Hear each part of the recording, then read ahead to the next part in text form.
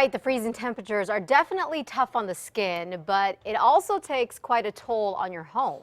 Yes, you left your pipes dripping last night, right? I did. I'm hoping my husband remembers to turn it off this morning. But yes, definitely. And it's a very good time to remind you once again to make sure that your pipes don't freeze and are taken care of, or you could have one heck of a mess on your hands. News 13's David Romero is live in the KRQE kitchen right now. So David, what do you got to do to prevent this from happening? Just leave them dripping, or what else? Leave them dripping. A lot of good tips we're going to give you coming up here, Matt. And of course, this is what you want to protect.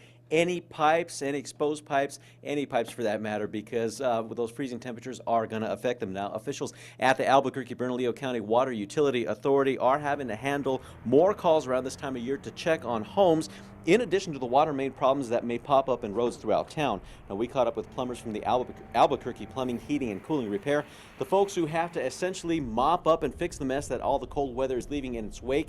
They tell us that it's a simple thing to take care of and something that no homeowner should have to take a chance on leaving unattended. When you're going into a deep freeze, you want to leave your water trickling. Just a small trickle, because flowing water is much harder to freeze than standing water. And of course, that cold snap is expected to continue for a while, and as he mentioned, one of the simple solutions you can do is just leave a very, very light trickle if you can, because as he mentioned, that running water is harder to freeze than standing water. Matt, back to you. Great advice there, David. Thank you so much. We'll have more tips on what you can do to get your home ready and deal with all the freezing temperatures. That'll be at krqe.com. Just click under the Mornings tab a little bit later today. All right, in some other news this morning, sheriff deputies are keeping an eye on a rural part of Torrance County right now. That's because human remains were found there yesterday. The sheriff there says a hiker found these remains about 30 miles south of Willard. Right now, investigators don't know if the remains are from a man or a woman or how old this person was, but they say they've been out there for about 2 to 3 years. Deputies will be back out there later today to get a better look at things. Well, FBI agents are now hoping you can help them find whoever robbed a bank in Albuquerque this weekend. Take a look at these surveillance pictures that we got of the Bank of Albuquerque on Coors and Sequoia Saturday. The FBI says this man, the one there with the mustache, went into the bank about 12:30, gave the teller a note demanding cash. He got it and walked out right after that. If you know who he is, the FBI agents would like to hear from you.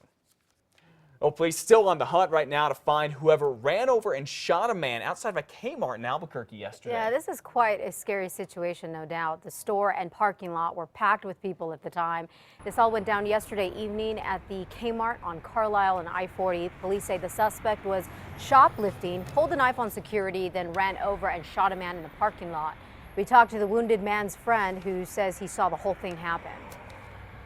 He was actually talking to the assailant, the one that shot him, out through the doors of the Kmart.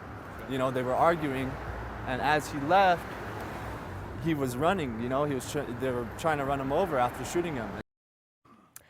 Well, the wounded man's friend tells us that his friend had multiple gunshot wounds, but police expect him to live.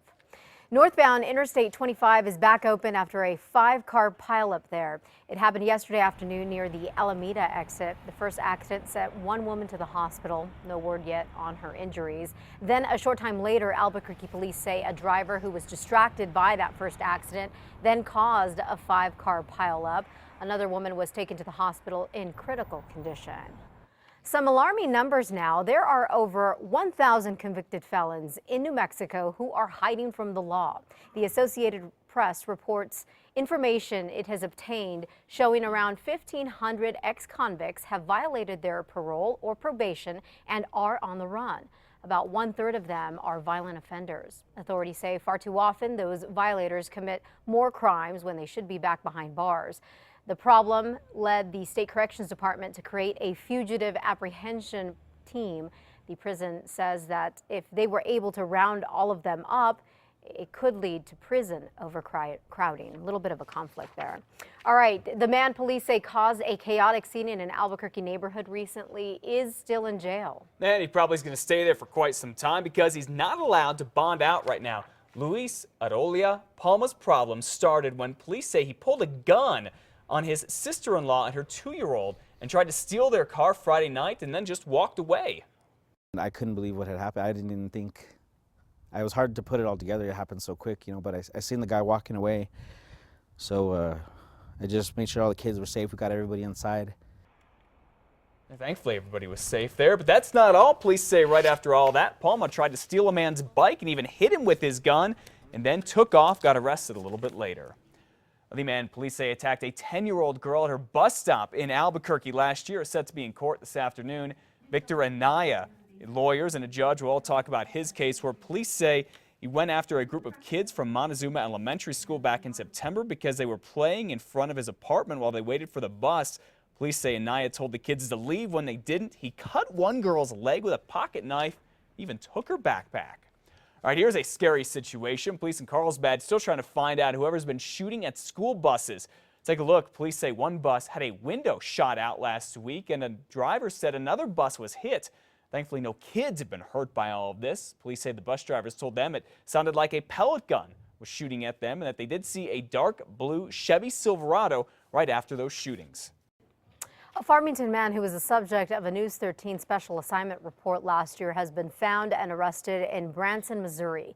Bobby Willis faces charges involving a scheme to build an $8 billion Veterans Hospital complex near Farmington. He's accused of stealing more than $1.5 million from an investor. Willis has posted a $1 million bond and is still in Missouri with an ankle monitor on. His lawyer claims Willis has done nothing wrong and that he can't travel because he's dealing with a life-threatening illness. Prosecutors have agreed to let him stay there pending a preliminary hearing.